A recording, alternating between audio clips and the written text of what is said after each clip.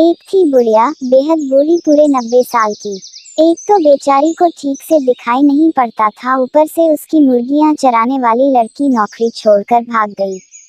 बेचारी बुढ़िया सुबह मुर्गियों को चराने के लिए खोलती तो वे पंख फड़फड़ाती हुई सारी की सारी बुढ़िया के घर की चारदीवारी फांदकर अड़ोस पड़ोस के घरों में भाग जाती और कुकु कुरकुर करती हुई सारे मोहल्ले में हल्ला मचाती हुई घूमती।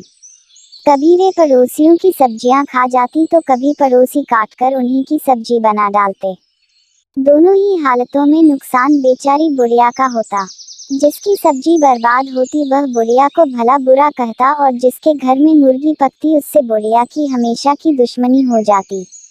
हारकर बुढ़िया ने सोचा कि बिना नौकर के मुर्गियां पालना उसकी जैसी कमजोर बुढ़िया के बस की बात नहीं। भला वो कहाँ तक डंडा लेकर एक एक मुर्गी हाँकती फिरे। जरा सा काम करने में ही तो उसका दम फूट जाता था। और बुढ़िया निकल पड़ी लाठी टेकती नौकर की तलाश में। पहले तो उसने अपनी पुरानी मुर्गियां चराने वाली लड़की को ढूंढा, लेकिन उसका कहीं पता नहीं लगा। यहाँ तक कि उसके माँ बाप को भी नहीं मालूम था कि लड़की आखिर गई तो गई कहाँ।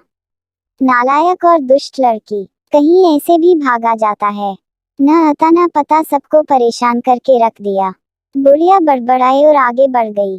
थोड़ी दूर पर एक भालू ने बुढ़िया को बड़बड़ाते हुए सुना तो वह घूमकर सड़क पर आ गया और बुढ़िया को रोककर बोला, गुर्र, बुढ़िया नानी नमस्कार। आज सुबह सुबह कहाँ जा रही हो? सुना है तुम्हारी मुर्गियां चराने वाली लड़की नौकरी छोड़कर भाग गई है। न हो तो मुझे ही नौकर रख लो, खूब देखभाल करूंगा तुम्हारी मुर्गियों की। अरे हटो, तुम भी क्या बात करते हो? बुढ़िया ने खिसियाकर उत्तर दिया, एक तो निरे काले मोटे बदसूरत हो मुर्गियां तो तुम्हारी सूरत देखते ही भाग खड़ी होंगी। फिर तुम्हारी बेसुरी आवाज उनके कानों में पड़ी तो वे मुड़कर दरबे की ओर आएंगी भी नहीं।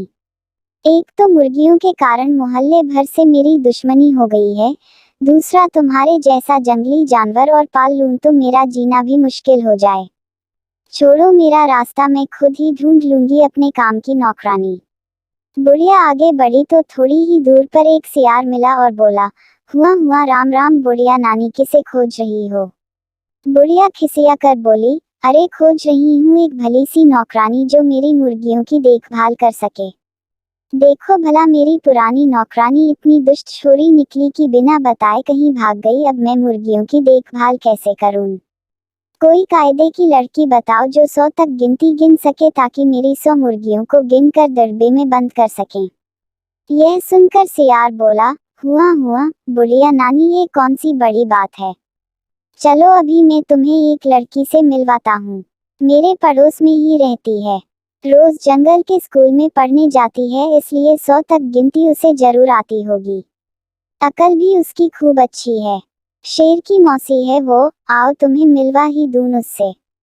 बुढ़िया लड़की की तारीफ सुनकर बड़ी खुश होकर बोली, जुग जुग जियो बेटा, जल्दी बुलाओ उसे, कामकाज समझा दूं। अब मेरा सारा झंझट दूर हो जाएगा। लड़की मुर्गियों की देखभाल करेगी और मैं आराम से बैठकर मक्खन बिलोया करूंगी। सियार भागकर गया और अपने पड़ोस में रहने वाली चालाक पूसी बिल्ली को साथ लेकर लौटा। पूसी बिल्ली बुढ़िया को देखते ही बोली, म्याऊं, बुढ़िया नानी नमस्ते। मैं कैसी रहूंगी तुम्हारी नौकरानी के काम के लिए? नौकरानी के लिए लड़की जगह बिल्ली को देखकर बुढ़िया चौंक गई। बिगड़ कर बोली, हे भगवान, कहीं जानवर भी घरों में नौकर हुआ करते हैं। तुम्हें तो अपना काम भी सलीके से करना नहीं आता होगा, तुम मेरा काम क्या करोगी? लेकिन पूसी बिल्ली बड़ी चालाक थी। आवाज को मीठी बनाकर मुस्कुरा कर बोली, अरे बुढ़िया नानी, तुम तो बेकार ही परेशान होती हो। कोई खाना पकाने का काम तो है नहीं जो मैं न कर सक। आखिर मुर्गियों की ही देखभाल करनी है ना, वो तो मैं खूब अच्छी तरह कर लेती हूँ। मेरी माँ ने तो खुद ही मुर्गियाँ पाल रखी हैं, पूरी 100 हैं। गिनकर मैं ही चराती हूँ और मैं ही गिनकर बंद करती हूँ। विश्वास न हो तो मेरे घर चलकर देख लो। एक तो पूसी बिल्ली बड़ी अच्छी तरह बात कर रही थी और दूसरे बुढ़िया काफी थक भी गई थी, इसलिए उसने ज्यादा बहस नहीं की और पूसी बिल्ली को नौकरी पर रख लिया। पूसी बिल्ली ने पहले दिन मुर्गियों को दरबे में से निकाला और खूब भाग दौड़कर पड़ोस में जाने से रोका। बुढ़िया पूसी बिल्ली की इस भाग दौड़ से संतुष्ट होकर घर के भीतर आराम करने चली गई। दिनों से दौड़ते भागते बेचारी काफी थक गई थी तो उसे नींद भी आ गई।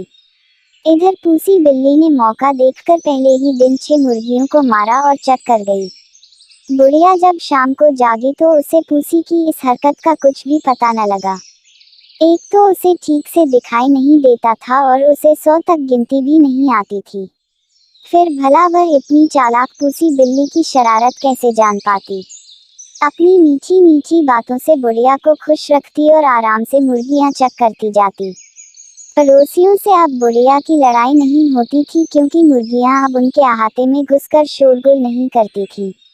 बुढ़िया को पूसी बिल्ली पर इतना विश्वास हो गया कि उसने मुर्गियों के दरबे की तरफ जाना छोड़ दिया। धीरे धीरे एक दिन ऐसा आया जब दरबे में 20-25 मुर्गियां ही बची। उसी समय बुढ़िया भी टहलती हुई उधर ही आ निकली। इतनी कम मुर्गियां देखकर उसने पूसी बिल्ली से पूछा, क्यों री पूसी, बाकी मुर्गियों को तूने चरने के लिए कहाँ भेज दिया। पूसी बिल्ली ने झट से बात बनाई, अरे और कहाँ भेजूंगी बुढ़िया नानी, सब पहाड़ के ऊपर चली गई हैं। मैंने बहुत बुलाया लेकिन वे इतनी शरारती हैं कि वापस आती ही नहीं। ये शरारती मुर्गियां। बुढ़िया का बड़बड़ाना फिर शुरू हो गया, अभी जाकर देखती हूँ कि ये इतनी ढीठ कैसे हो गई हैं। पहाड़ के ऊपर खुले में घूम रही हैं। कहीं कोई शेर या भेड़िया आ ले गया तो बस।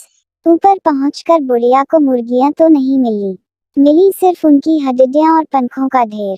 बुढ़िया को समझते देर न लगी कि यह सारी करतूत पूसी बिल्ली की है।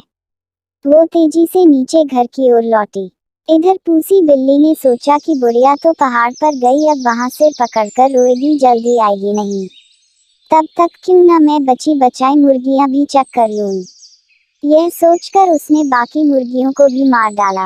अभी वह बैठी उन्हें खा ही रही थी कि बुढ़िया वापस लौट आए। पूसी बिल्ली को मुर्गियां खाते देखकर वह गुस्से से आग बबूला हो गई और उसने पास पड़ी कोयलों की टोकरी उठाकर पूसी के सिर पर दे मारी। पूसी बिल्ली को चोट तो लगी ही, उसका चमकीला सफेद रंग भी काला हो गया। अपनी बदसूरती को देखकर वह रोने लगी। आज भी लोग इस घटना को नहीं भूले हैं और रोती हुई काली बिल्ली को डंडा लेकर भगाते हैं। चालाकी का उपयोग बुरे कामों में करने वालों को पूसी बिल्ली जैसा फल भोगना पड़ता है।